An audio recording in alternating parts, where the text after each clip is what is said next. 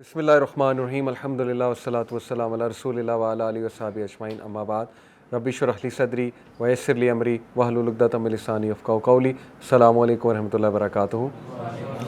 ماشاءاللہ جزاک اللہ خیر، آپ سب آئے، بہت اچھا لگ رہا ہے۔ ٹاپک بڑا انٹرسٹنگ ہے آج کا، one of my favourite topics in سیرہ۔ ایک تو طائف کا انسیڈنٹ، دوسرا معراج کا واقعہ۔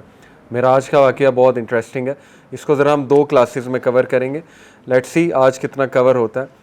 طائف کے انسیڈنٹ میں لاسٹ ٹائم میں نے آپ لوگوں کو رسول اللہ صلی اللہ علیہ وسلم کی وہ دعا سمجھائی تھی، ٹھیک ہے، اور اس دعا میں فلسفی آف دعا ہے کہ دعا مانگنی کیسے چاہیے اور اللہ کون ہے، یہ آپ کو اندازہ ہوگا اس دعا سے، ٹھیک ہے۔ سیرہ کا ایک بہت بڑا فائدہ پڑھنے کا اور سمجھنے کا یہ ہوتا ہے کہ آپ کا زندگی کا فلسفہ کلیئر ہو جاتا ہے، آپ کو سمجھ آ جاتی ہے کہ زندگی میں نے کس کانسیپٹس کے ساتھ زندگی گزارنی ہے، اور یہ بہت بڑی بات ہے، بہت بڑی بات ہے۔ دیکھیں، ایک اچھے ایجوکیشن سسٹم کا مقصد بھی یہ ہوتا ہے کہ ہمیں زندہ رہنے اور جینا سکھائے، یہ نہیں کہ بس ہمیں پیسے کمانا سکھائے، وہ تو ایک بہت ہی اس کا مائنر سا بینیفٹ ہے۔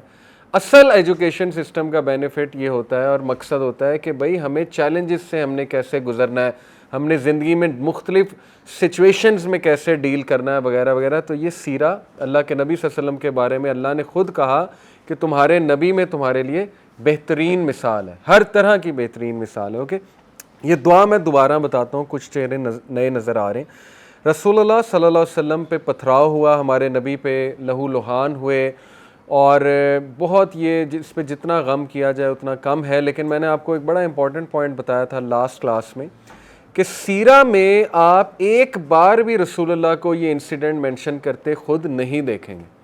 اس سے کیا ثابت ہوتا ہے کہ ہمارے نبی صلی اللہ علیہ وسلم اللہ سے ایمپتھی لیتے تھے، لوگوں سے نہیں۔ سمپتھی لینی ہے تو اللہ سے لیں۔ ایک بار یہ دعا کر لی، اللہ کو رو کے دکھا دیا، سمپتھی لے لی، اس کے بعد کبھی مینشن نہیں کیا۔ صرف تب مینشن کیا جب حضرت عائشہ نے خود پوچھا کہ آپ پہ سب سے ہیوی انسیڈنٹ کون سا تھا؟ کیا احد کا تھا؟ جو احد کی شکست تو نہیں کہیں گے، احد میں جو بھی حادثات ہوئے اس کے بعد تو نبی صلی اللہ علیہ وسلم نے ہاں پھر مینشن کیا کہ عائشہ تمہارے لوگوں نے مجھے بہت دکھ دیا تھا، یعنی طائف کے لوگوں نے۔ لیکن تب بھی کوئی ایسا سینٹینس نہیں کہا جس سے سمپتھی لینا جو ہے وہ واضح ہو رہا ہو۔ اس میں بڑا امپورٹنٹ پوائنٹ ہے کہ دیکھیں، مسلمان سٹرونگ ہوتا ہے، سمپتھی اللہ سے لینی ہے ہم نے۔ ہوتا کیا ہے، لوگوں سے آپ بہت سمپتھی لیں گے نا، ایک ٹائم آئے گا لوگ آپ کے بارے میں مائنڈ میں رکھ لیں گے، یار یہ تو ویک سا ہے، اہم ہی ہے، ٹھیک ہے نا۔ آلدو اچھے لوگوں سے شیئر کرنا کوئی حرج نہیں، سنسیئر لوگ ہوتے ہیں، اچھے لوگ ہوتے ہیں، لیکن اگر آپ نے ٹرولی سٹرونگ بننا ہے اللہ کے آگے روئیں۔ تو خیر، یہ جو دعا ہے اس پہ غور کریں۔ O Allah, to you I complain of my weakness of strength and my helplessness and loneliness before men. اے اللہ، میں آپ سے شکایت کرتا ہوں۔ سب سے پہلی بات کہ اتنا اللہ کے ساتھ ایفیلیشن، اتنا کلوز ریلیشن، اتنا بھروسہ، اتنا کانفیڈنس کہ اللہ کو اپنا دل کھول کے دے دیا۔ شکایت 2 طرح کی ہوتی ہے، اس دعا سے یہ بھی ثابت ہوتا ہے، ٹھیک ہے۔ جیسے حضرت یعقوب نے سورہ یوسف میں آتا ہے، انما اشکو بسی و حزنی الی اللہ، بے شک میں اپنی شکایت، اپنا شکوہ کس سے کرتا ہوں؟ اللہ سے۔ شکایت یہ جو پہلی والی ہے نا، یہ تو جائز ہے۔ یہ کون سی والی شکایت ہے؟ اور یہ ایسنس آف توحید ہے ایکچولی، ٹھیک ہے، کہ آپ کمپلین کرتے ہیں اللہ تعالیٰ سے کہ اللہ میں بے بس ہو چکا ہوں اور آپ کی مرسی، آپ کی ہیلپ کے بغیر میں کچھ بھی نہیں۔ اور اس میں پتہ ہے کون سا والا ایلیمنٹ ہے؟ اب دیکھیں، رسول اللہ صلی اللہ علیہ وسلم کی ساری دعا جب میں آپ کو سناؤں گا، اس کا کرکس یہ ہے کہ اللہ کے نبی صلی اللہ علیہ وسلم اس لیے نہیں رو رہے تھے کہ ان پہ بہت زیادہ وہ ہوا تھا ظلم، اصل میں وہ اس بات پہ رو رہے تھے، زیادہ پریشان تھے کہ اے اللہ، کہیں آپ تو نہیں ناراض، کہیں یہ پنشمنٹ تو نہیں ہے کہ میرے ساتھ اتنا کچھ ہو گیا۔ یہ اصل میں اس کا جو ہے نا ماخذ ہے، یعنی آپ سوچیں کس لیول پہ اللہ کے نبی صلی اللہ علیہ وسلم کا ویژن اور اللہ سے تعلق تھا کہ اللہ یہ ہوا ہے میرے ساتھ تو مجھے سمجھ نہیں لگ رہی، کہیں آپ کی ناراضگی تو نہیں ہے، کہیں مجھ سے کوئی خطا تو نہیں ہو گئی، مجھ سے کوئی غلطی تو نہیں ہو گئی۔ اس طرح کی بات کرنا، ٹھیک ہے نا، اور اللہ کے سامنے دل کھول دینا، یہ تو ایسنس آف توحید ہے، اور اس طرح کی شکایت جو ہے وہ جائز ہے۔ اس کو شکایت کہہ لیں یا کہہ لیں کہ اپنا دل کھول کے بیان کرنا، ٹھیک ہے نا۔ دوسری شکایت جو ہے وہ ہے اللہ کی قدر اور اللہ کی ڈکری کو ریجیکٹ کر دینا، ایکسیپٹ نہ کرنا۔ اور زیادہ تر لوگ جو ہے وہ اس کا شکار ہو جاتے ہیں کہ جب ان کے ساتھ کوئی خدا نہ خواستہ، اللہ نہ کرے، کوئی ایسا حادثہ ہو جائے، کوئی ایسی چیز آ جائے جو انہوں نے ایکسپیکٹ بھی نہیں کی ہوئی تھی، تو وہ بجائے کہ اللہ کے آگے رونے کے یا اللہ سے مدد طلب کرنے کے، وہ فوراً یہ کہتے ہیں کہ یہ ہوا کیوں ان دا فرسٹ پلیس. اور وہ کہتے کہتے پھر اس لیول پہ پہنچ جاتے ہیں جو اللہ معاف کرے. ابلیس نے اللہ کو کہا تھا کہ اللہ تو نے مجھے گمراہ کیا. یہ ابلیس کے الفاظ ہیں قرآن میں کہ بے شک since you have led me astray, اس لیے اب میں ان ہیومن بینگس کو نہیں چھوڑوں گا. اس نے بلیم کس کو کیا؟ اللہ کو. تو خدا نہ خواستہ کہیں ہم اس شکوے کا شکار نہ ہو جائیں کہ ہم اللہ کو بلیم کرنے لگیں، نعوذ باللہ، کہ یہ اللہ کی وجہ، اللہ نے کیوں میرے ساتھ ایسے کیا. ٹھیک ہے نا، انسان ہے، نکل بھی سکتے ہیں ایسے الفاظ، لیکن یہ کہ توبہ کر لی جائے، فوراً سے ریٹرن ہو جائیں، فوراً سے جو ہے وہ اللہ تعالیٰ کے بارے میں پازیٹیو ہو جائیں. تو یہ ایسے لوگ اللہ کو بہت پسند ہیں. ٹھیک ہے، تو پہلی بات یہ شکووں کے بارے میں، دو طرح کے شکوے میں نے آپ کو بتائے. ان میں سے ایک ناجائز ہے کہ تقدیر کو چیلنج کر دینا، اللہ کی ڈکری کو ریجیکٹ کر دینا کہ نہیں یہ ہوا کیوں. جیسے کچھ لوگ ان کے فادر کی ڈیتھ ہو گئی، مدر کی ڈیتھ ہو گئی، ایکسیپٹ ہی نہیں کیا، دین سے بھی دور ہو گئے، نمازیں پڑھنا چھوڑ دیں کہ نہیں یہ ہوا کیوں. تو خیر اٹس ویری ڈیفیکلٹ، لیکن یہ کہ اسٹرینتھ پکڑیں. ہمارے نبی کو بہت غم آئے ہیں، بہت دکھ آئے ہیں، ان سے اسٹرینتھ پکڑیں. اگر غم دکھ کوئی بری چیز ہوتی تو انبیاء کو نہ آتا، اس کا مقصد ہے. ٹھیک ہے نا. پھر فرمایا you are the most merciful and the lord of those who are humble and weak and you are my lord. پھر فوراً ہی اللہ کو واسطہ دے دیا اللہ کے ناموں کا اور اس ریلیشن کا کہ اللہ تو کمزوروں کا رب ہے، میرے حال پہ رحم فرما. ایسی دعا اللہ کو بڑی پسند ہے جس میں اللہ کے کوئی نہ کوئی ایٹریبیوٹ کا ذکر ہو کہ اللہ تو غفور الرحیم ہے، اللہ تو راستے کھولنے والا ہے، اللہ تو جبار ہے، تو مسلط کرنے والا ہے، اللہ تو کن کا کلمہ کہنے والا ہے، میں تیرے کن کا منتظر ہوں. ٹھیک ہے نا. اس طرح کے الفاظ جتنا اسپیسیفک ہوں گے، جتنا اللہ سے ڈیٹیل میں بات کریں گے، اللہ کے ایٹریبیوٹس کا اللہ کو واسطہ دیں گے، اللہ بہت خوش ہوں گے. یہ تو کئی اس پہ واقعات آتے ہیں. ایک واقعہ آپ کو سنا بھی دیتا ہوں. یہ ہلیۃ الاولیاء غالباً ایک کتاب ہے، اس میں مینشن ہے، اوتھینٹک واقعہ ہے کہ ایک شخص جو ہے وہ صحرا میں اکیلا تھا. یہ میرا خیال ابن حجر نے غالباً کوٹ کیا، میں بھی مجھے نام صحیح سے یاد نہیں آ رہا، لیکن اینی وے واقعہ اوتھینٹک ہے. اس شخص کو صحرا میں ڈاکو مل گئے اور وہ بینڈٹس مار دیتے تھے، قتل کر دیتے تھے، بڑے خطرناک بینڈٹس تھے. تو وہ جب بینڈٹس نے اسے گھیر لیا تو بینڈٹس نے کہا کہ ہاں جی کیا آخری خواہش ہے، یہ تو تمہیں پتہ ہے مارنا تو ہم نے تمہیں ہے ہی، چیزیں تو تمہاری لے کے. تو اس نے کہا اچھا مجھے نا 2 نفل پڑھنے دو. تو وہ ہنسے، انہوں نے کہا ٹھیک ہے پڑھ لو، 2 نفل سے کیا ہوگا. تو آتا ہے واقعہ کہ اس شخص نے سجدے میں جا کے اللہ کو ایسے ناموں سے پکارا اللہ کے کہ فرشتہ، چوتھے آسمان کا فرشتہ روایات میں آتا ہے، وہ زمین پر آیا ایک گھوڑ سوار کا بھیس کر کے.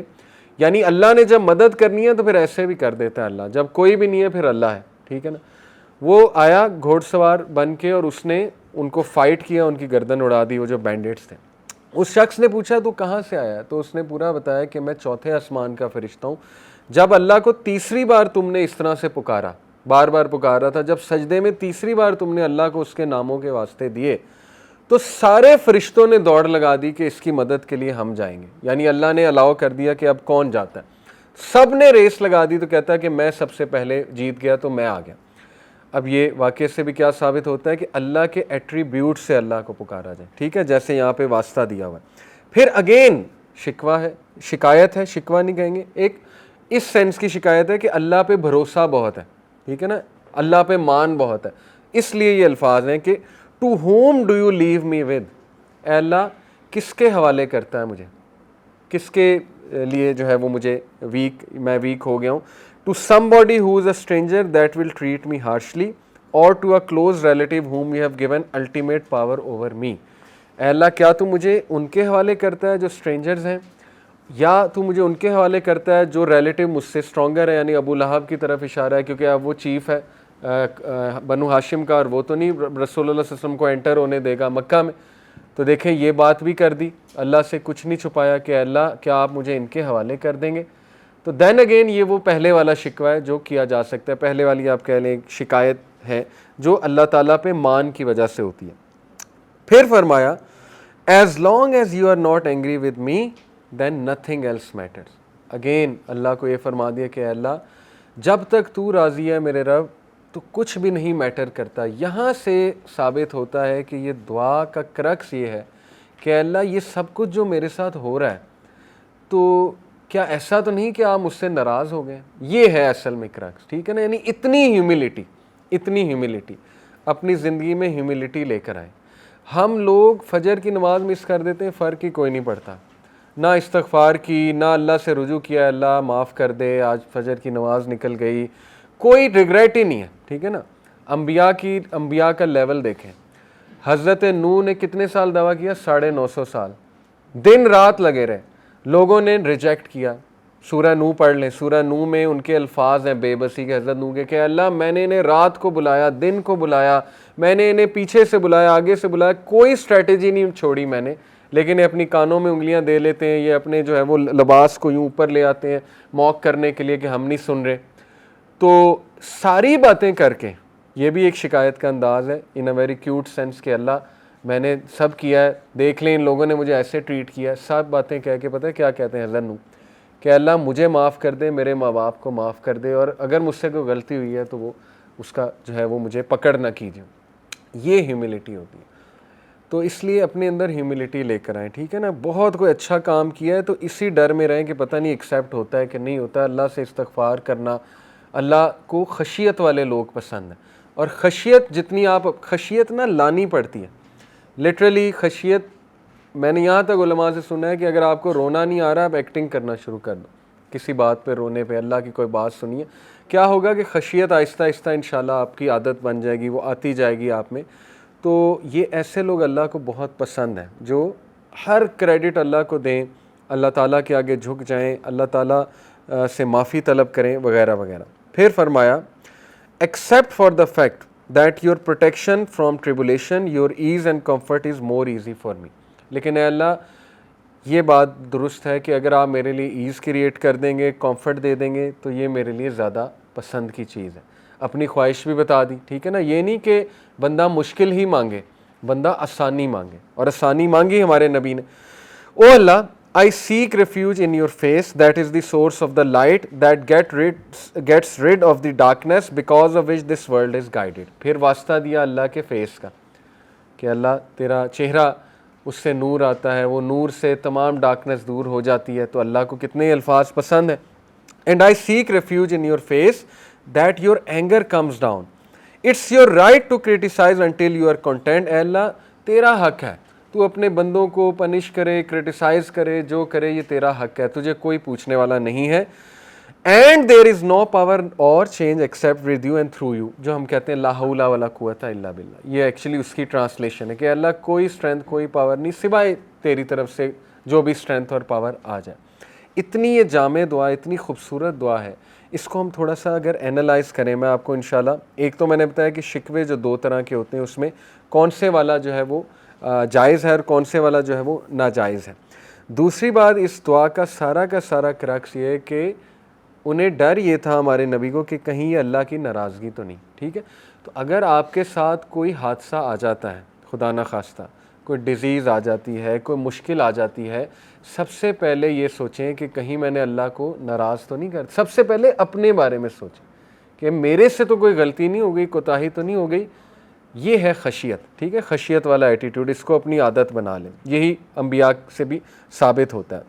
پھر یہ جو اینڈ انہوں نے کیا لا حول ولا قوت الا باللہ, یہ ذکر تو ٹریجرز آف جنہ میں سے ہے. حدیث میں آتا ہے کہ جنت کے خزانوں میں سے ایک ذکر ہے لا حول ولا قوت الا باللہ.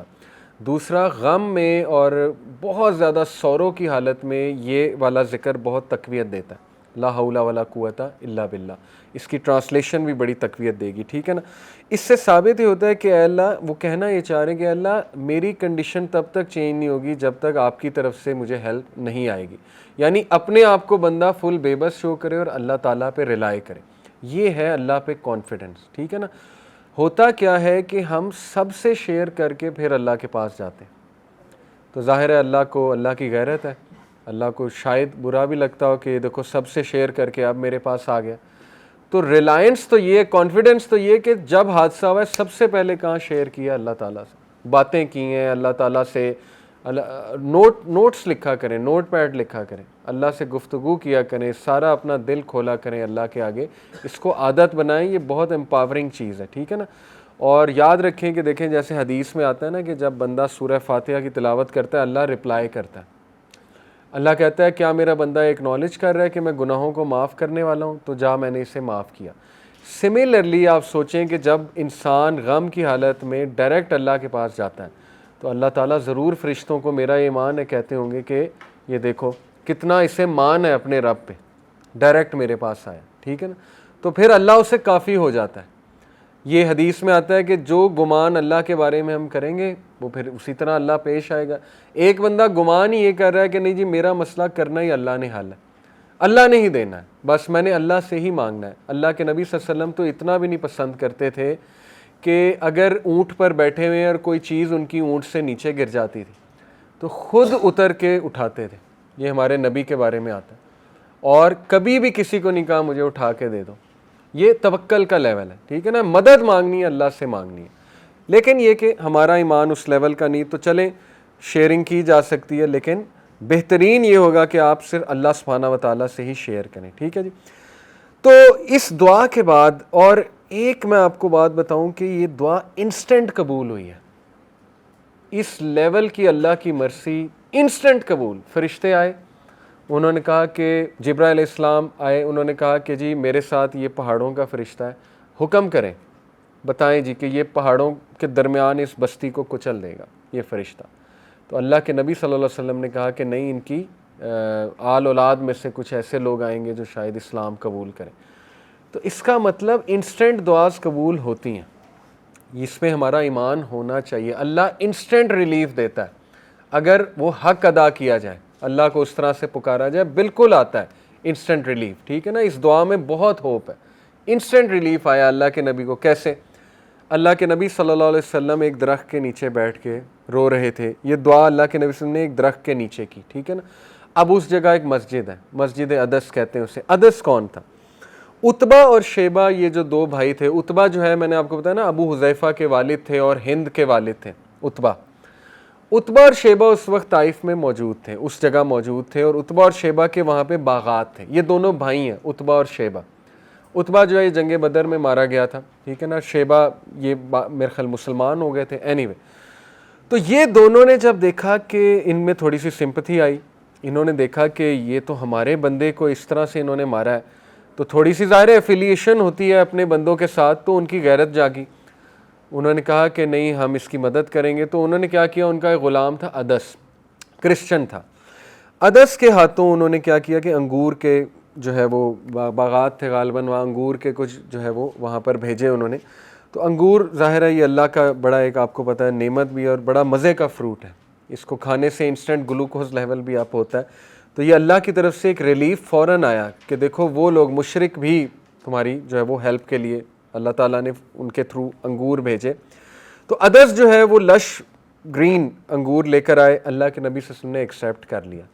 یہاں سے یہ ثابت ہوتا ہے کہ اگر ایز کہیں سے آئے تو ایکسیپٹ کر لیں.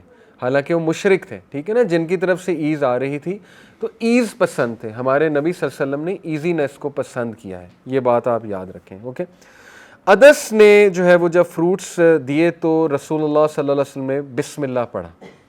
اب جب بسم اللہ انہوں نے کہا تو عدس جو ہے وہ بڑا شوق ہوا اور اس نے کہا یہ کیا فریز ہے، یہ جو آپ نے ابھی کہا یہ کیا ہے؟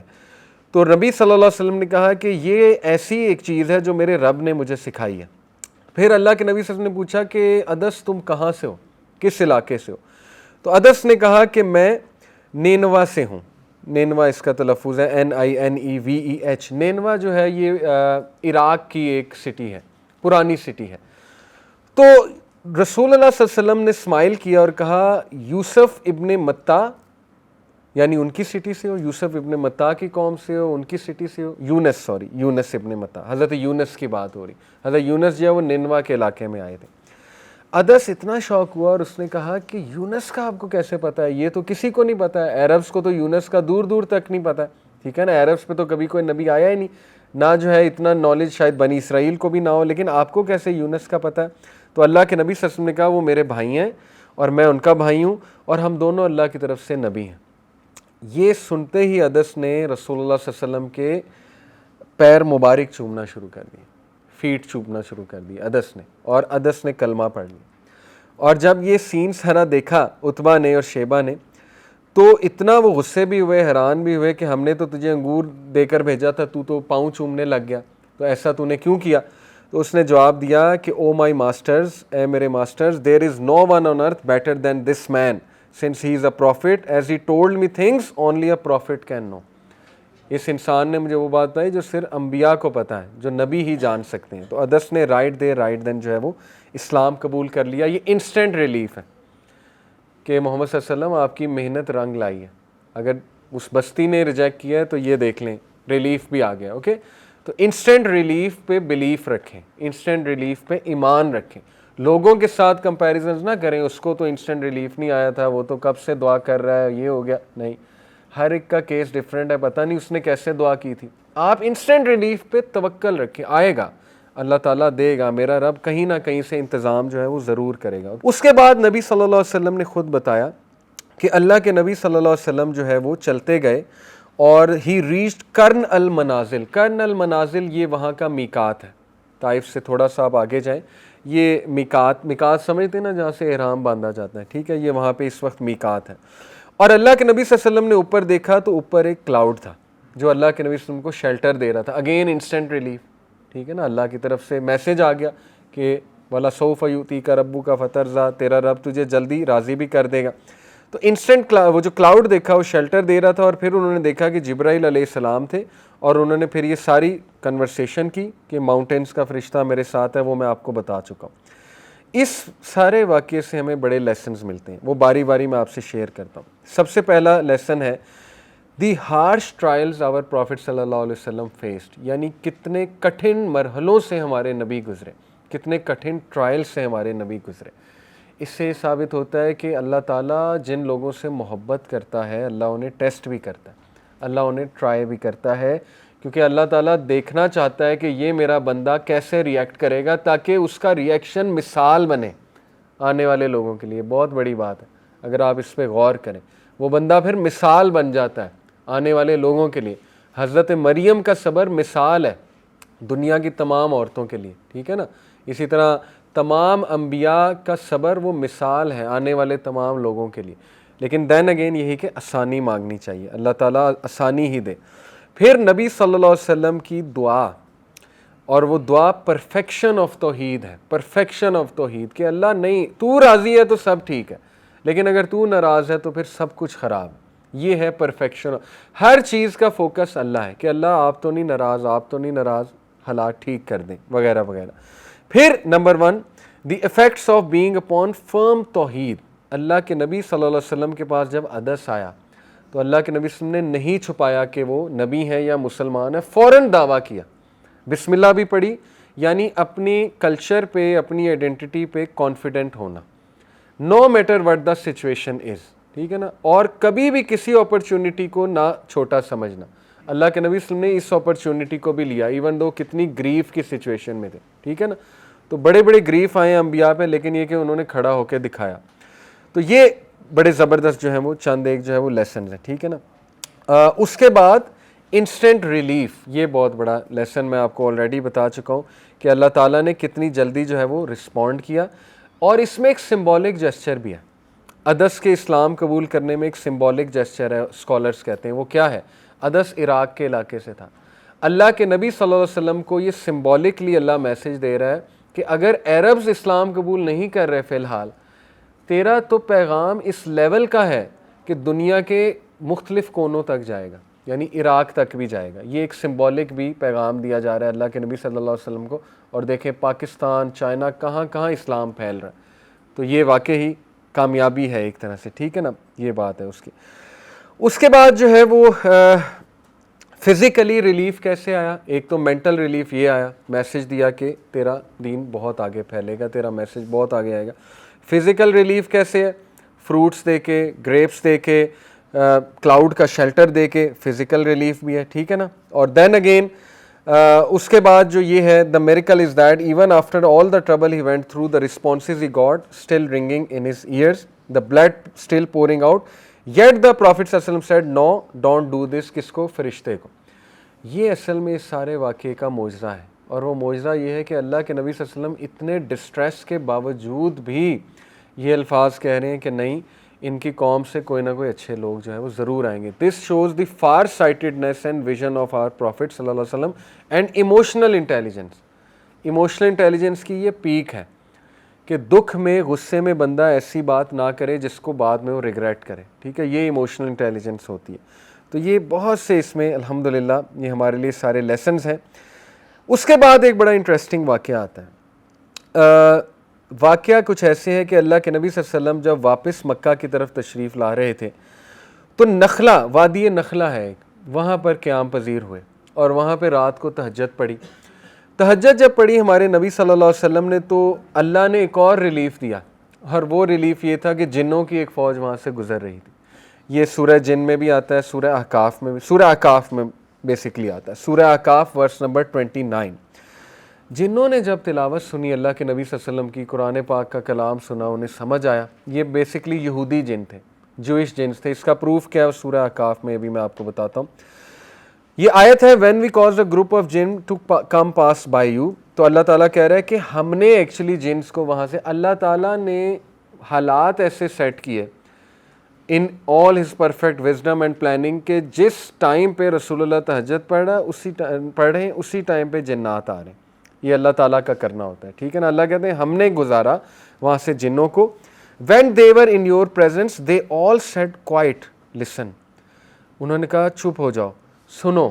یہ کلام بڑا زبردست کلام ہے. پھر انہوں نے کہا they said to their people, یعنی وہ جنات مسلمان بھی ہوئے, مسلمان ہو کے اسکالرز بن گئے اور دائز بن گئے اسلام کے. یہ اگلی آیت سے ثابت ہوتا ہے. انہوں نے اپنے لوگوں کو کہا او our people we have heard of a book that has come from the book of Musa and it's calling to righteousness. O our people respond to the call of truth and believe in him. یعنی instant dies بھی بن گئے truth کو recognise کر کے. تو یہ اتنا بڑا سکسیس اللہ شو کر رہا ہے نبی صلی اللہ علیہ وسلم کو کہ دیکھیں جنات نے آپ کی دعوت کو قبول کیا. آپ صرف انسانوں کے لیے نہیں بھیجے گئے, آپ رحمت للعالمین ہیں. اور رحمت للعالمین کی پرفیکٹ مینیفیسٹیشن یہ طائف کا واقعہ ہے کہ جو انسان بدوا ہی نہیں دے رہا ہے ان لوگوں کو یا ڈسٹروائے نہیں کروا رہا ہے, تو اس سے بڑا پھر رحمت للعالمین کون ہوگا. تو خیر یہاں سے اگین ثابت ہوتا ہے کہ جنات میں نمبر 1 مختلف فرقے بھی ہوتے ہیں, ان میں مختلف ریلیجنز بھی ہوتے ہیں, کیونکہ یہ یہودی جن تھے. انہوں نے کہا نا کہ موسیٰ والا کلام پڑھ رہا ہے یہ وہی, اس کا مطلب موسیٰ علیہ السلام کو جانتے تھے تو یہودی جن ہے. تو جنات میں مختلف قبیلے بھی ہوتے ہیں, مختلف ان میں جو ہے یہ فرقے بھی ہوتے ہیں, مختلف مذاہب بھی ہوتے ہیں جنات میں. ہندو جنس بھی ہوتے ہیں, کرسچن جنس بھی ہوتے ہیں, مسلمان جن بھی ہوتے ہیں. جنات ہماری طرح ایک مخلوق ہے. پھر جنات کے حوالے سے دیکھیں کئی واقعات آتے ہیں کہ اللہ کے نبی صلی اللہ علیہ وسلم نے جنات کو بھی دعوت دی. ایک تو وادی نخلا کا واقعہ تو بہت کلیئر ہے. اس کے علاوہ ابن مسعود ایک اور واقعہ بیان کرتے ہیں. ابن مسعود کہتے ہیں کہ ایک بار رسول اللہ صلی اللہ علیہ وسلم اچانک ڈسپیئر ہو گئے مکہ سے. ہم لوگ بہت پریشان ہوئے, اللہ کے نبی صلی اللہ علیہ وسلم کو ڈھونڈنے لگ گئے. لیکن یہ کہ کچھ دیر بعد اللہ کے نبی صلی اللہ علیہ وسلم جو ہے وہ غار حرا سے آ رہے تھے, تو ہم نے کہا یا رسول اللہ آپ کہاں تھے؟ تو اللہ کے نبی صلی اللہ علیہ وسلم نے فرمایا کہ جنوں میں سے ایک کالر آیا تھا, ایک جن آیا تھا, اور اس نے مجھے کہا کہ میرے لیے ایک کانگریگیشن ویٹ کر رہا ہے, جنوں کا ایک قافلہ میرے لیے ویٹ کر رہا ہے. تو میں گیا, ان سے ملا, میں نے انہیں قرآن مجید سنایا. وہ مجھے لے گئے اپنی کیمپ سائٹ پہ, وہ انہوں نے مجھے اپنی فائر بھی دکھائی, the fires they had lit and the other effects of that. یہ صحیح مسلم کی روایت ہے. ٹھیک ہے نا, یعنی اٹس ویری اوتھینٹک انسیڈنٹ. اس سے ثابت ہوتا ہے کہ جن قیام پذیر بھی ہوتے ہیں, آگ بھی جلاتے ہیں, مطلب کیمپ کرتے ہیں اور اس طرح سے رہتے ہیں مختلف جگہوں پہ. اسپیشلی ایمٹی ویلیز میں انہیں رہنا بہت پسند ہے, ماؤنٹینیس ایریاز میں رہنا بہت پسند ہے. ایک اور نیریشن یہ آتی ہے کہ ایک بار ابن مسعود کہتے ہیں کہ ہم اللہ کے نبی صلی اللہ علیہ وسلم کے ساتھ تھے, تو اللہ کے نبی صلی اللہ علیہ وسلم اچانک رک گئے اس جگہ اور انہوں نے ایک لائن ڈرا کر دی اور ہمیں کہا کہ تم لوگ میرا یہاں پہ ویٹ کرو. تو کہتے ہیں کہ ہم فجر سے لے کے ظہر تک ویٹ کرتے رہے, غالباً اتنی دیر ہم ویٹ کرتے رہے. تو پرافٹ صلی اللہ علیہ وسلم کو ہم نے دیکھا کہ جب وہ جا رہے تھے تو ڈارک کلاؤڈز اس طرح سے ریوالو کر رہے تھے, انہوں نے ڈارک کلاؤڈز نے انہیں گھیر لیا. یعنی جنات کی ایک انہوں نے شکل سی بتائی, یا ایک کہہ لیں ایک پکچرائزیشن سی ہمیں دی ابن مسعود نے, کہ جس طرح سے یوں ڈارک کلاؤڈز بڑی تیزی سے ریوالو کر رہے ہیں. تو اس طرح کہتے وہ نبی صلی اللہ علیہ وسلم کو گھیر کر آگے لے گئے. اور پھر جب اللہ کے نبی صلی اللہ علیہ وسلم واپس آئے تو انہوں نے بتایا کہ جنات کی ایک جماعت مجھے لے گئی تھی اور ان کو میں نے دعوت دین دی. تو اس انسیڈنٹ میں یہ بھی ثابت ہوتا ہے کہ جنات کی خوراک بھی ہے اور جنات کے جانور بھی ہیں, جنات کے بھی مویشی ہیں, ہمیں نظر نہیں آتے. ٹھیک ہے, تو اللہ نے بہت کچھ بنایا ہوا ہے. ظاہر ہے انسان جو ہے وہ 3D کریچر ہے, اس کو 3 ڈائمینشنل سے اوپر نظر نہیں آ سکتا انسان کو. اس کی مثال میں اکثر ایسے دیتا ہوں کہ دیکھیں ایک 2 ڈائمینشنل چیز کے سامنے 3 ڈائمینشنل چیز آپ رکھیں گے نا تو اسے وہ 3D میں نظر نہیں آئے گی, کیونکہ وہ 2 ڈائمینشنل ہے. اسے پتہ ہے کیا نظر آئے گا, یا اس کا فرنٹ 3 ڈائمینشنل تو نہیں نظر آئے گی نا, اس کو صرف اس کا یوں فرنٹ, اور فرنٹ ایز اے باکس نظر آ رہا ہوگا اس چیز کا, ٹھیک ہے, یا اس کی سائڈ کر دیں تو سائڈ ایز اے لائن نظر آ رہی ہوگی اس 2 ڈائمینشن کو. تو اسی لیے انسان چونکہ 3 ڈائمینشن ہے, وہ 5th ڈائمینشن چیز یا 6 ڈائمینشن چیز تو نہیں دیکھ سکتا نا فزکس کے کانسیپٹس کے مطابق. یہ ہمارا دہریوں کو بھی جواب ہوتا ہے کہ بھائی آپ کی سائنس کہہ رہی ہے کہ انسان 3 ڈائمینشن سے اوپر دیکھ ہی نہیں سکتا, تو آپ غیب کے ورلڈ کو کیسے چیلنج کرتے ہیں, ٹھیک ہے نا. اللہ نے غیب میں بڑا کچھ رکھا ہوا ہے. اینی وے, تو نبی صلی اللہ علیہ وسلم کی اس روایت سے ثابت ہوتا ہے کہ اللہ کے نبی نے پوچھا نا, جنات نے مجھ سے پوچھا کہ ہم کیا کھائیں, اب ہم مسلمان ہو چکے ہیں, ہماری خوراک کیا ہے. تو پروفٹ صلی اللہ علیہ وسلم نے کہا تمہاری خوراک جو ہے نا ہماری چھوڑی ہوئی ہڈیاں ہیں, مسلمانوں کی جو چھوڑی ہوئی ہڈیاں ہیں بونز, وہ تمہاری خوراک ہے. اسی لیے کہتے ہیں کہ ہڈیاں چھوڑ دینی چاہیے جنات کے لیے, میٹ کی, چکن وغیرہ جو بھی ہے, بونز کھاتے ہیں. جنات کی خوراک جو ہے وہ بونز ہے, مسلمانوں کی چھوڑی ہوئی بون. پھر انہوں نے پوچھا ہمارے مویشی کیا کھائیں, تو اللہ کے نبی صلی اللہ علیہ وسلم نے کہا تمہارے مویشی ہمارے مویشیوں کی گوبر کھائیں, ڈنگ کھائیں. یہ بالکل صحیح حدیث ہے, اس میں ہمارا ایمان ہے اور ایسا ہی ہے جیسا اس حدیث میں آ رہا ہے.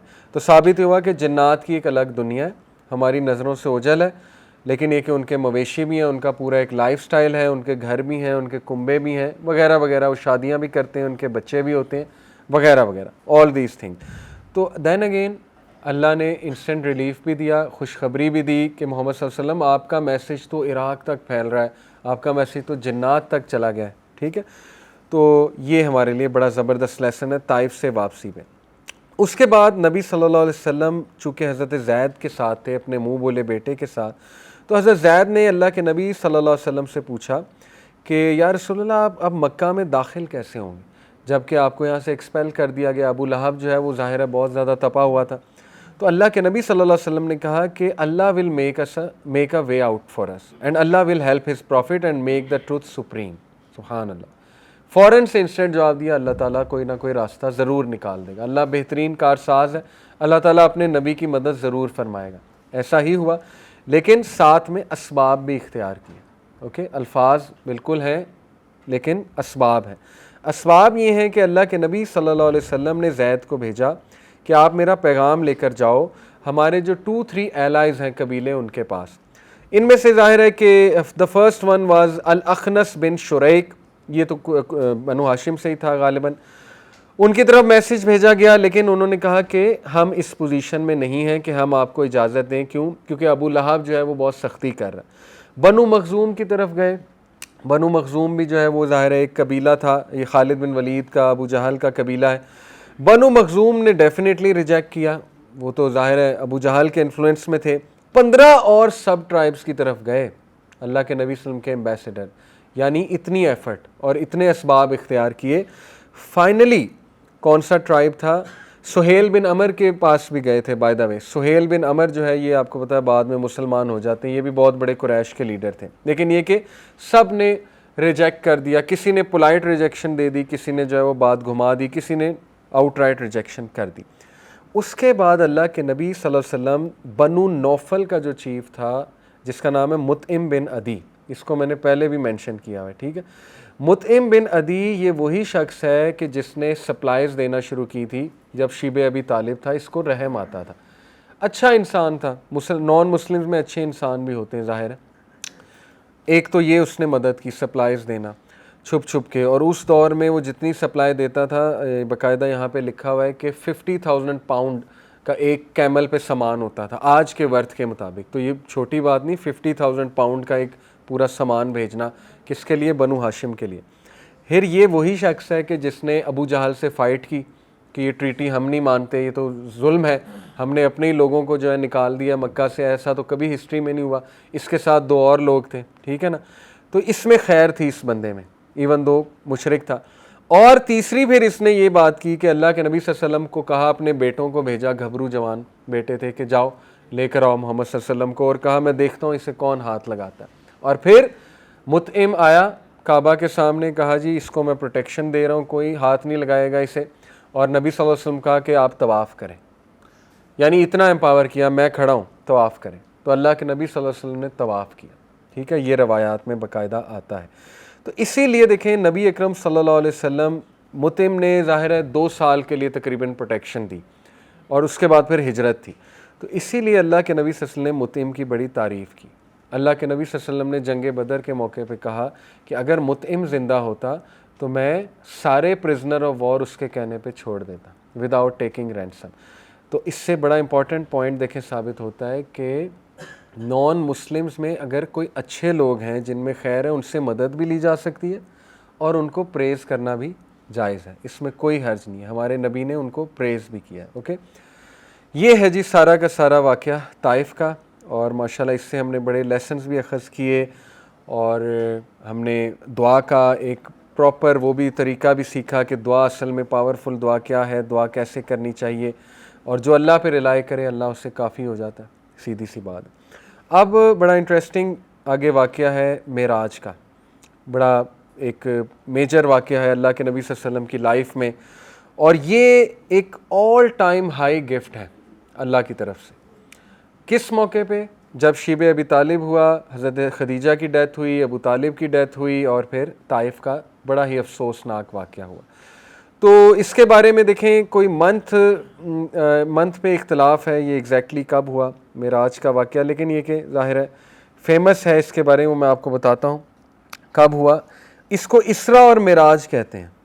اسرا معراج دونوں کا مختلف مطلب ہے. اسرا جو ہے یہ نائٹ جرنی ہے فرام حرم ٹو اقصی. معراج جو ہے یہ آسمانوں کی طرف، معراج کا مطلب ہی ہوتا ہے چڑھائی، ٹھیک ہے نا، یہ آسمانوں کی طرف چڑھائی ہے.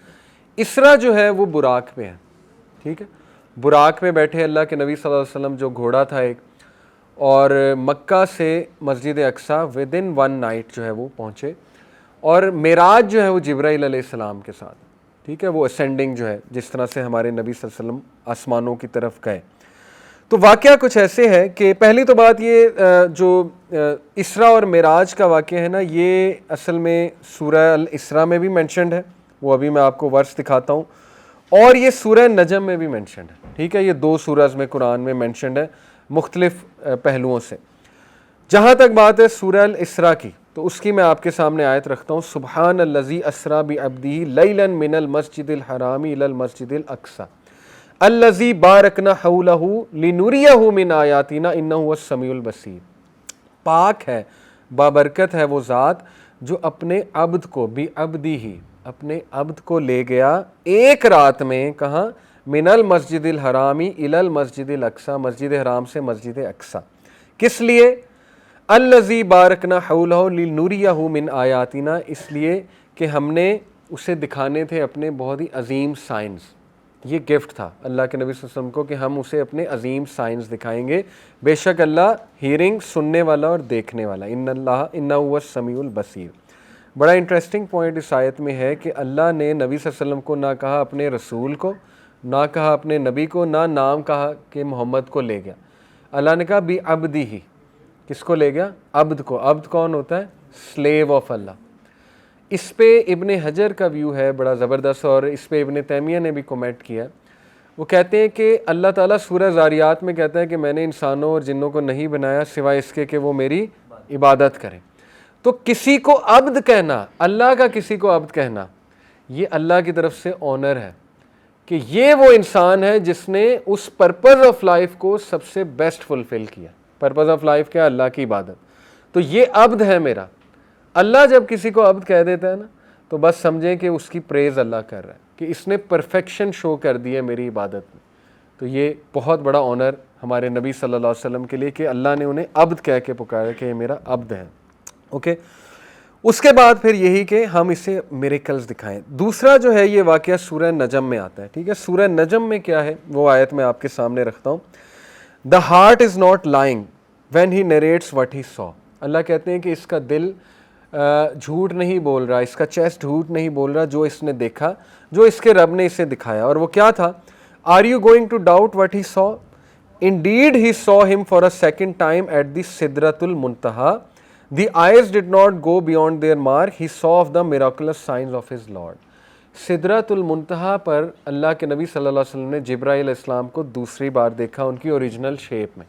پہلی بار کب دیکھا تھا؟ غار حرا سے واپسی پہ. ٹھیک ہے. سدرۃ المنتہا بڑی انٹرسٹنگ جگہ ہے آسمانوں میں.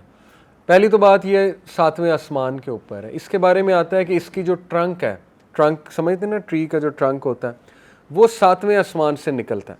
اور اس کا جو آپ کہہ لیں جو وہ ہے برانچز ہیں، جو اللہ کے نبی صلی اللہ علیہ وسلم نے اس کے پتے دیکھے، اس کو ایکسپلین بھی کیا کہ یہ ٹری عجیب و غریب کلرز کا تھا. اللہ کے نبی صلی اللہ علیہ وسلم نے کہا میں نے ایسے کلرز کبھی نہیں دیکھے دنیا میں، اس کے جو کلرز تھے اس ٹری کے. پھر یہ کہ اس کے جو پتے تھے وہ ہاتھی کے کان غالباً آتا ہے، یا اس کو بیری کا درخت بیسکلی کہا جاتا ہے نا، اس کو تشبیہ دی گئی ہے اس سے، کیونکہ بیری کا درخت بہت گھنا ہوتا ہے. وہ ٹرنک سے اگر اوپر آپ دیکھیں تو بہت زیادہ گھنا ہے. تو اب اس میں مختلف تھیوریز ہیں. میں ویسے اوائڈ ہی کرتا ہوں ایسی تھیوریز کا، لیکن بہت سے لوگ اس کو لے کے کہتے ہیں یہ بلیک ہول ہے، یہ وائٹ ہول ہے. ٹھیک ہے نا. وہ اس لیے کہتے ہیں کہ بلیک ہول جو ہے وہ اگر آپ نیچے سے دیکھیں تو اس کو ٹری کی ٹرنک کی طرح ہوتا ہے. جو سنگولیرٹی کا ریجن ہے وہ یوں ٹری کی ٹرنک کی طرح، اور اس کے بعد اوپر یوں ہول ہوتا ہے. تو کہتے ہیں مے بی یہ بلیک ہول ہے یا وائٹ ہول ہے کہ ایک آسمان سے دوسرے آسمان تک جانے کا راستہ ہے. کچھ لوگ نے یہ بھی تھیوری نکالی کہ حضرت جبرائیل نے کہا کہ میں تو نہیں جا سکتا اس سے آگے. ٹھیک ہے نا. تو وہ یہ بھی تھیوری کہتے ہیں کہ لائٹ بلیک ہول میں نہیں جاتی، لائٹ ایکسکیپ ہی نہیں کر سکتی بلیک. تو وہ کہتے ہیں فرشتے چونکہ لائٹ ہیں تو اس لیے. لیکن یہ کہ حتمی طور پہ کچھ بھی نہیں میں کہہ سکتا. ایسی ویڈیوز آپ کو ملیں گی، اس لیے نالج میں ذرا اضافہ کرنے کے لیے میں نے بات بتا دی کہ لوگ اس کو پروو کرتے ہیں کہ سدرۃ المنتہا بلیک ہول ہے یا وائٹ ہول ہے. White whole actually black hole کا اپوزٹ ہوتا ہے. تو وہ آپ خود پڑھ سکتے ہیں، ریسرچ کر سکتے ہیں. لیکن اینی وے سدرۃ المنتہا اللہ کے سائنز میں سے ایک بہت بڑا سائن تھا جو اللہ کے نبی صلی اللہ علیہ وسلم کو دکھایا گیا. سدرۃ المنتہا کے اوپر جنت ہے. کیا اس کے اوپر نکلتے ہی سدرۃ المنتہا کو کراس کرتے ہی جنت ہے. جنت پھر عرش ہے اللہ کا اوپر، ظاہر ہے جنت الفردوس عرش کے بالکل نیچے ہے. تو یہ سارے لیولز اللہ سبحانہ و تعالیٰ نے اپنے نبی کو دکھائے. اور آپ یہ یاد رکھیں کہ ہمارے نبی نے جبرائیل علیہ السلام کے ساتھ جو ہے وہ جبرائیل علیہ السلام نے ان کا دل دوبارہ سے دھویا. یہ پتہ ہے نا آپ کو معراج کے سفر میں بیفور اٹ سٹارٹس زمزم کے ساتھ دھویا. پہلی بار کس لیے دھویا تھا؟ اس میں سے بلیک سپاٹ نکالنے کے لیے. ٹھیک ہے. دوسری بار کس لیے دھویا؟ اس میں بہت سے اسکالرس کے ویوز ہیں، ابن قیم کا بھی ویو ہے اس میں. وہ کہتے ہیں کہ اصل میں یہ والا غسل دینا دل کو اس لیے تھا کیونکہ جو چیزیں ہمارے نبی دیکھنے جا رہے تھے نا وہ عام انسان برداشت نہیں کر سکتا. اگر وہ عام انسان دیکھتا وہ پاگل ہو جاتا، کریزی ہو جاتا. مطلب آپ سوچیں یہ ٹریول، انٹر گلیکٹک ٹریول کس سپیڈ پہ ہوگا. آسمانوں کو دیکھنا، سدرۃ المنتہا کو دیکھنا، ایسی ایسی چیزیں دیکھنا جو انسانی آنکھ جو ہے برداشت نہیں کر سکتی. تو یہ ایک ریزن وہ دیتے ہیں کہ اس لیے ہمارے نبی صلی اللہ علیہ وسلم کا دل دھویا گیا تاکہ وہ اس ساری چیز کے لیے ریڈی ہو جائے، اس ساری چیز کو دیکھ سکیں. یہ ایک ریزن جو ہے وہ بتائی جاتی ہے.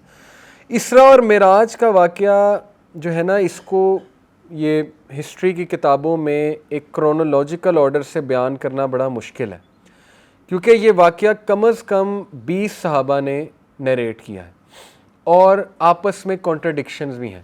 ٹھیک ہے نا. آپس میں صحابہ کی کچھ کانٹرڈکشنز بھی ملتی ہیں، کرونولوجیکل آرڈر میں بھی کانٹرڈکشنز ملتی ہیں. مثال کے طور پہ کچھ لوگ کہتے ہیں کہ اللہ کے نبی صلی اللہ علیہ وسلم کو جو وائن اور دودھ پیش کیا گیا وہ اسراء سے پہلے کیا گیا. کچھ کا ہے ویو کہ نہیں وہ وہاں پر کیا گیا. ٹھیک ہے نا. مسجد اقصیٰ میں یا آسمان پر جا کر کیا گیا، 7th ہیون پر کیا گیا پریزنٹ. اس طرح کے کچھ کانٹرڈکشن، سیمنگلی کانٹرڈکشن جو ہیں وہ ملتی ہیں.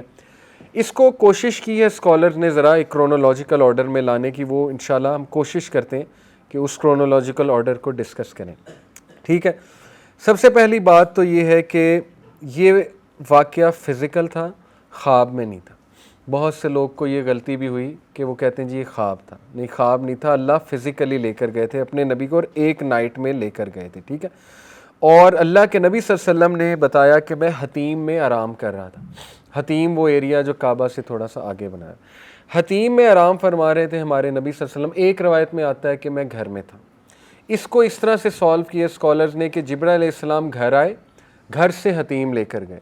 حتیم میں آرام فرما تھے تو وہاں سے پھر اسراء جو ہے وہ شروع ہوا. اس کو اس طرح سے انہوں نے سالو کیا کہ دونوں کانٹرڈکٹنگ نہیں ہے. پہلے گھر میں ہی ہوں گے لیکن یہ کہ بعد میں حتیم میں تشریف فرما دے. تو حتیم سے جو ہے یہ سفر شروع ہوا. اور حتیم جو ہے اس میں نبی صلی اللہ علیہ وسلم کو ظاہر ہے وہ براق جو ہے وہ آیا، اور براق پر اللہ کے نبی صلی اللہ علیہ وسلم جب بیٹھنے لگے، براق کے بارے میں اللہ کے نبی صلی اللہ علیہ وسلم نے بتایا کہ وہ میول ہوتا ہے ایک ڈونکی سے تھوڑا سا آپ کہہ لیں کہ چھوٹا ہوتا ہے یا بڑا ہوتا ہے، بڑا ہوتا ہے، تو ڈونکی اور میول کے درمیان کا اس کا تقریباً جو ہے نا وہ وجود تھا براق کا، پر اس کے نہیں ہے نریٹڈ، ٹھیک ہے نا. بہت سی روایات میں اس کی عجیب و غریب شکل یا عورت کا چہرہ اور پر بنے ہوئے یہ وہ کوئی اوتھینٹک نہیں ہے، سمپل ایک جس طرح میول اور ڈونکی کے درمیان کی ایک چیز ہوتی اس طرح کا تھا. اس کا سیڈل بھی تھا، سیڈل ہوتا ہے جو اس پہ بیٹھتے ہیں گھوڑے کا سیڈل، اس کے ہارنس بھی تھے، بیلٹ وغیرہ، ٹھیک ہے، اس سے کنٹرول کرنا. تو اللہ کے نبی صلی اللہ علیہ وسلم جب اس پر بیٹھے تو اس نے ایک دم سے یہ اچھلا، جب بیٹھنے لگے تو تھوڑا سا دبک گیا، تو جبرائیل علیہ السلام نے اسے ڈانٹا، اور جبرائیل علیہ السلام نے اسے کہا کہ تجھے نہیں پتا کہ یہ جو شخص تجھ پر بیٹھنے لگا ہے یہ تمام مخلوقات میں سے افضل بہترین مخلوق ہے. تو اس پر وہ کام ڈاؤن ہو گیا. اس سے یہ ثابت ہوتا ہے کہ جبرائیل علیہ السلام نے جب کہا نا کہ جتنی بھی مخلوقات تجھ پہ اب تک بیٹھی ہیں ان میں سے یہ بیسٹ ہے، تو ثابت ہی ہوا کہ بہت سی مخلوقات ہیں اور پتہ نہیں کون کون براق پر بیٹھا ہوا ہے. ٹھیک ہے، اس سے علماء نے ایک یہ پوائنٹ اخذ کیا ہے کہ اللہ نے ایسی ایسی چیزیں کریٹ کی ہیں جو ہمارے نالج کے بھی بیونڈ ہیں. بہت سی چیزیں اللہ نے ہمیں کتنا علم دیا ہے. خضر علیہ السلام نے موسیٰ علیہ السلام کو مثال دی تھی نا کہ تم لوگوں کا علم وہ سمندر کے قطرے کے برابر، اور اللہ کا علم جو ہے وہ سمندر ہے. جتنی اللہ تعالیٰ اجازت دیتا ہے، جتنا اللہ چاہتا ہے اتنا انسانوں کو علم دیتا ہے، بس ٹھیک ہے. تو ہمارا ایمان ہے ان ساری باتوں. انٹرسٹنگ بات یہ ہے کہ براق جو تھا اس کا ایک قدم جو ہے وہ اللہ کے نبی صلی اللہ علیہ وسلم کہتے ہیں اس کا ایک سٹرائڈ وہ وہاں تک تھا جہاں تک میں دیکھ سکتا ہوں، جہاں تک میری نظر جاتی ہے، نگاہ جاتی ہے، وہ اس کا پہلا قدم تھا، یعنی اچھی خاصی سپیڈ پہ وہ تھا. اور ایک اور انٹرسٹنگ بات کہ جس بیت المقدس کو اللہ نے دکھایا ہمارے نبی کو، وہ وہی بیت المقدس تھا جو اوریجنل فارم اور شیپ میں تھا اپنے پیک پہ، یہاں تک کہ ہمارے نبی صلی اللہ علیہ وسلم کو وہ گھوڑا باندھنے کا وہ جو ہوتا ہے پوسٹ وہ بھی نظر آئی، اور اللہ کے نبی صلی اللہ علیہ وسلم نے کہا کہ یہ وہی پوسٹ ہے جہاں انبیاء اپنے گھوڑے باندھا کرتے تھے، تو وہیں باندھا، براق کو وہیں باندھا.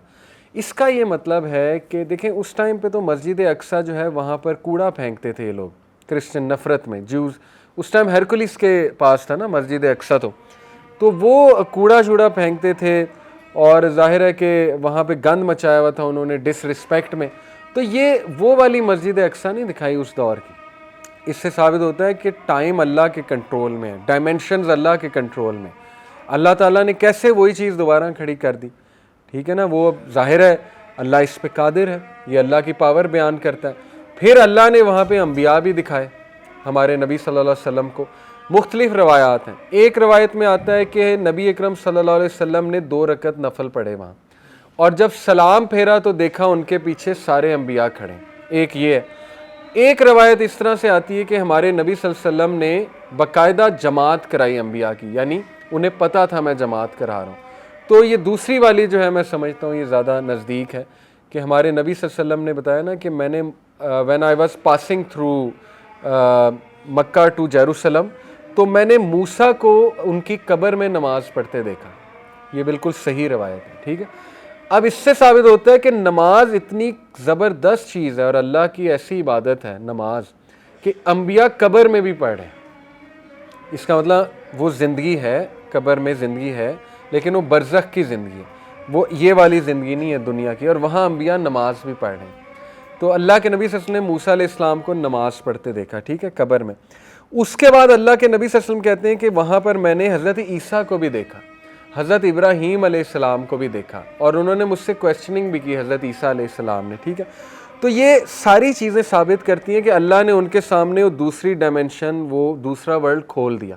یہ بھی اللہ تعالیٰ کا ایک کہہ لیں کہ کرشمہ یا اللہ تعالیٰ کا میریکل ہے، معجزہ ہے. اللہ جو چاہتا ہے وہ کرتا ہے، اور اللہ جسے جس طرح سے دکھانا چاہتا ہے جو ہے وہ دکھاتا ہے. تو خیر ثابت ہی ہوا. اور عیسیٰ علیہ السلام کے بارے میں نبی اکرم صلی اللہ علیہ وسلم نے کہا کہ وہ the one who looks most like him is عروہ بن مسعود.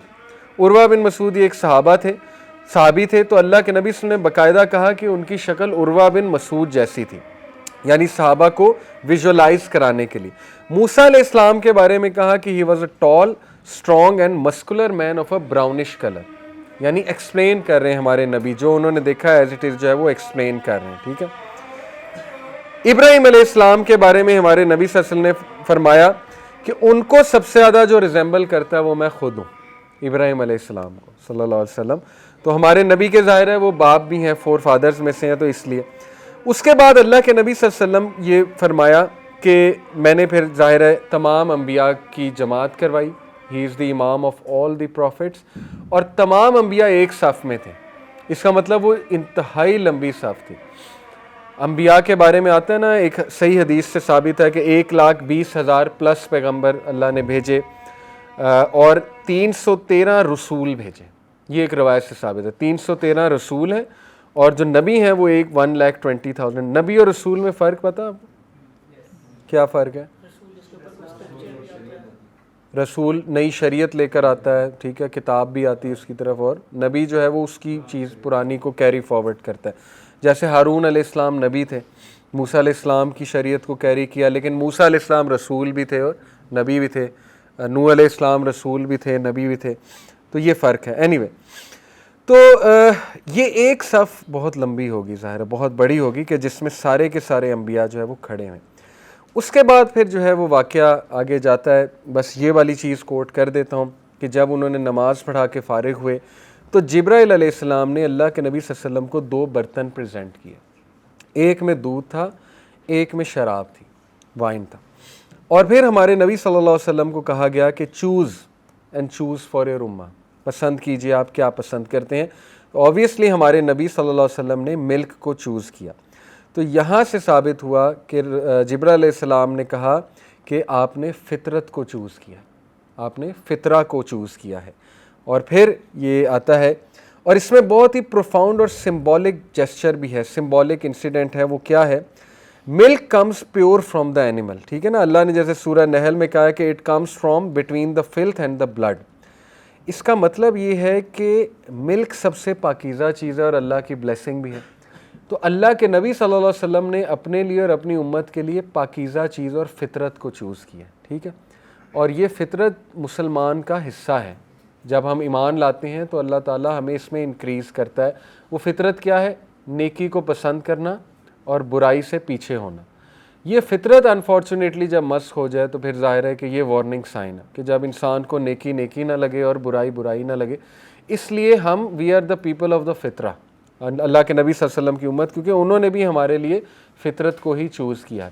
تو ایز لانگ ایز ہم فطرت میں ہیں تو ہم مسلمان ہیں. جیسے ہی ہم فطرت سے ہٹ جائیں گے پھر یہ ساری چیزیں شروع ہو جائیں گی جو آج کل دیکھنے میں آ رہا ہے. گناہوں کو گناہ نہ سمجھنا، نیکی کو نیکی نہ سمجھنا، گناہوں میں بڑھتے جانا، گناہ گار لوگوں کی سپورٹ کرنا وغیرہ وغیرہ. تو یہ فطرت سے ہٹ کے چیزیں. ٹھیک ہے، تو خیر ابھی بس ٹائم ہو گیا ہے مغرب کا، آج ہم یہیں پہ سٹاپ کریں گے.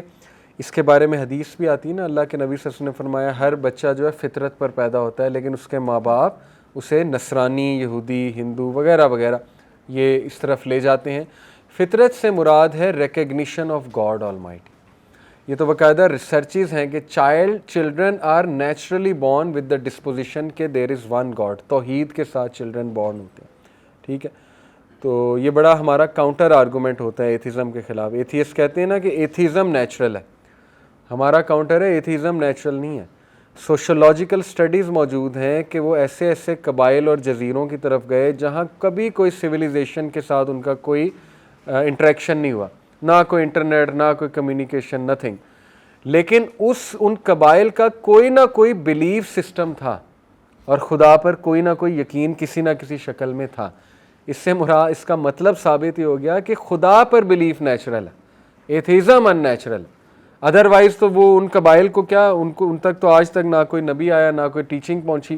انہوں نے کیسے یہ چیز جو ہے خود بخود سیکھ لی کہ یس دیر از سم ون سپر نیچرل کوئی بلیف ہے. بہت سی باتیں خیر انشاءاللہ اس کو کنٹینیو کریں گے. یہاں تک آگے بہت انٹرسٹنگ آسمانوں کا سفر، ان کے مناظر آسمانوں کے، کس نبی سے ملے، ان نبیوں سے ملنے میں بھی سمبولک جیسچر ہے بڑا زبردست. جیسے مثال کے طور پہ حضرت موسیٰ، اگر آپ دیکھیں حضرت ابراہیم کا سٹیٹس زیادہ ہے حضرت موسیٰ سے، ٹھیک ہے، لیکن نماز والی ساری کنورسیشن کس کے ساتھ ہے؟ حضرت موسیٰ کے ساتھ. اس میں کیا حکمت ہے؟ یہ فقہ السیرہ ہے نا کہ ایسا کیوں ہے.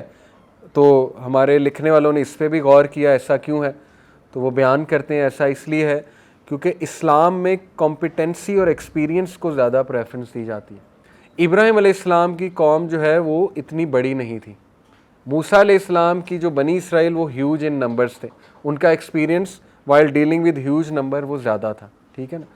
اس لیے جو نماز کی کنورسیشن ہے وہ علماء کرام کہتے ہیں کہ وہ حضرت موسیٰ سے ہے، کیونکہ حضرت موسیٰ نے کہا تھا کہ تمہاری قوم سے نہیں ہوگا، کیونکہ ان کا ایکسپیرینس تھا اپنی قوم کے ساتھ۔ تو اس میں چھوٹے چھوٹے دیکھیں گہرے پوائنٹس، کتنے زیادہ پوائنٹس ہم اخذ کر سکتے ہیں اگر ہم غور کریں واقعات پہ۔ پھر دیکھیں پہلے آسمان پہ آدم علیہ السلام سے ملوانا، دوسرے آسمان پہ میرے خیال حضرت یوسف سے، حضرت عیسیٰ اور حضرت ادریس سے غالباً ملاقات ہوئی ہے، وہ میں آپ کو ڈیٹیل بتاؤں گا۔ تو ہر آسمان پہ یہ جو نبیوں سے ملاقات ہیں ان میں بھی بڑے جیسچر ہیں، سمبولک جیسچر ہیں، وہ میں انشاءاللہ آپ کو ایکسپلین کروں گا وہ کیا ہیں۔ جزاک اللہ خیر، ابھی مغرب کا وقت ہو چکا ہے۔ سبحانک اللہم و بحمدک، اشہد ان لا الہ الا انت استغفرک و اتوب الیک۔ السلام علیکم و رحمۃ اللہ۔